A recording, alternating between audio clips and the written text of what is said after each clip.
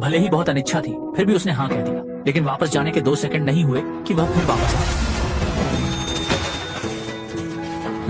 सिर्फ 2 सेकंड ही हुए और तुम फिर से अड़ गए।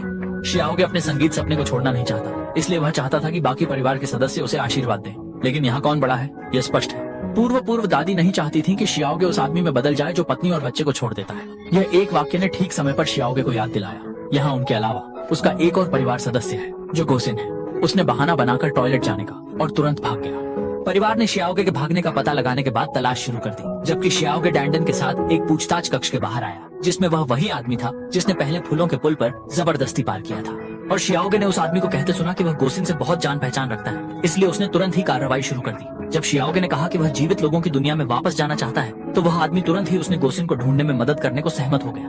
परिवार का पीछा करते शियाओगे ने तुरंत उस आदमी को खींचकर भागने कहा।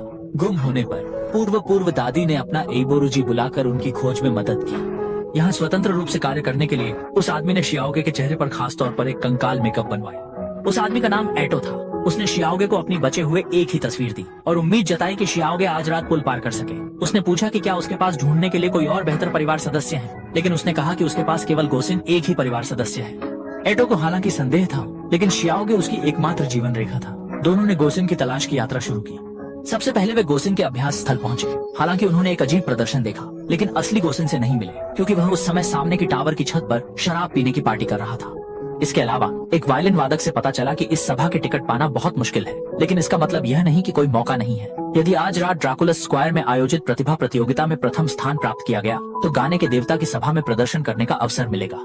छोटा गे अपने धीरे धीरे कंकाल रूप में बदलते शरीर को देख रहा था। उसे हर अवसर को पकड़ना होगा, लेकिन समस्या यह है कि उसे पहले एक गिटार ढूंढना होगा। हेक्टर अंततः छोटे गे का विरोध नहीं कर पाया। इसी समय परिवार के सदस्य एबोरिजी की मदद से छोटे गे की तलाश में लग गए। हेक्टर ने छोटे गे के साथ नीचे जाते रहे और वे इस दुनिया के झुग्गी झोपड़ी में पहुंचे। यहाँ के लोग हेक्टर की तरह हैं, कोई फोटो की पूजा नहीं करता, इसलिए अकेले लोग एक दूसरे को रिश्तेदार मानने लगे। तुम मुझे बड़ा भाई कहते हो, मैं तुम्हें चाचा कहता हूँ जैसी बातें। वे लोग इस यात्रा में जिस व्यक्ति की तलाश कर रहे हैं, सभी उसे झुपीगी कहते हैं, लेकिन वह हेक्टर से मिलना नहीं चाहता। इसका कारण यह है कि हेक्टर ने उसे बहुत सारी चीजें उधार ली हैं और अभी तक वापस नहीं की है। इस बार हेक्टर ने बिना संकोच किए से उसकी सबसे पसंदीदा गिटार उधार मांगी। झुपीगी तुरंत नाखुश हो गया। मैंने वादा किया कि थोड़ी देर इस्तेमाल करके तुम्हें वापस कर दूंगा। तुमने इस्तेमाल की हुई मेरी छोटी ट्रेन अभी तक वापस नहीं की। मेरा चित्र हैंडकरचीफ, मेरी रस्सी, मेरी जांघ की हड्डी इस बार अलग है, मेरी जांघ की हड्डी। झुपीगी का मन ठीक नहीं था, पर उसने गिटार उधार देने की सहमति जताई। शर्त थी कि हेक्टर एक गाना बजे। हेक्टर ने कहा कि अब गिटार नहीं बोलेगा, लेकिन झुपीगी ने कहा अगर उधार लेना है तो गाना बजाना ही पड़ेगा।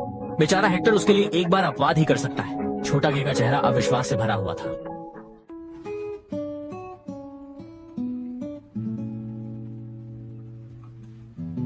सभी जानते हैं कि हुआनिता की पुतलियों का रंग अलग अलग है। उसके दांतों की स्थिति खराब है, जिससे उसके कई पुरानी यादें ताजा हो जाती हैं।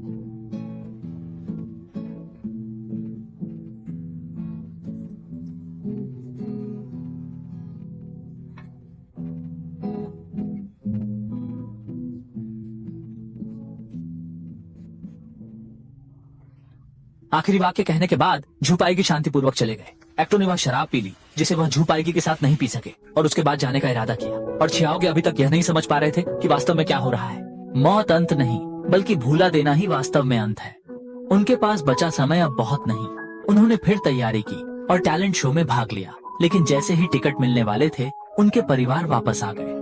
एक्टो ने सोचा कि छियाओगे ने उसे धोखा दिया है और उन्होंने छियाओगे के साथ बड़ी बहस की, लेकिन जब उसने सोचा कि छियाओगे ही उसकी एकमात्र उम्मीद है, तब बहुत देर हो चुकी थी। छियाओगे ने अपनी बुद्धिमत्ता का उपयोग करते हुए अकेले ही गायन देवता की पार्टी में घुसने की कोशिश की। भीड़ में फंसने के बाद उसने अपनी आवाज के साथ पूरा अवसर जीत लिया।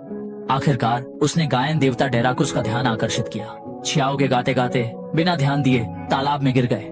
गायन देवता ने ऐसा देखकर सीधे पानी में कूदकर छियाओगे को बचा लिया। पानी से धोने के बाद छियाओगे की मेकअप खराब हो गई। छियाओगे ने सब कुछ विस्तार से समझा दिया। जब यह पता चला कि छियाओगे उनके पर पोते हैं, गायन देवता बहुत खुश हुए और उन्होंने उसे हर जगह प्रदर्शन किया। और डेराकुस ने यह भी योजना बनाई कि छियाओगे को अपनी कॉन्सर्ट के विशेष मेहमान के रूप में आमंत्रित किया जाए। कल के लिए कि छियाओगे बहुत उत्साहित थे, लेकिन वास्तविकता ने अनुमति नहीं दी।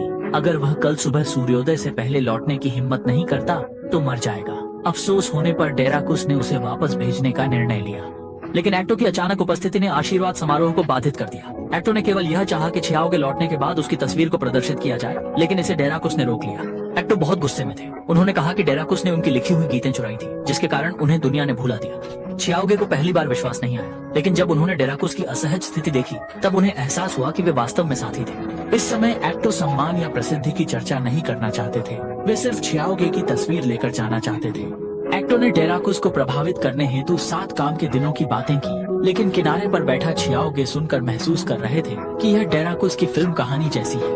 वह चला रही फिल्म की कहानी को देखते हुए एक्टो ने अंततः समझा कि वास्तव में उसे डेराकुस द्वारा मजबूर किया गया था।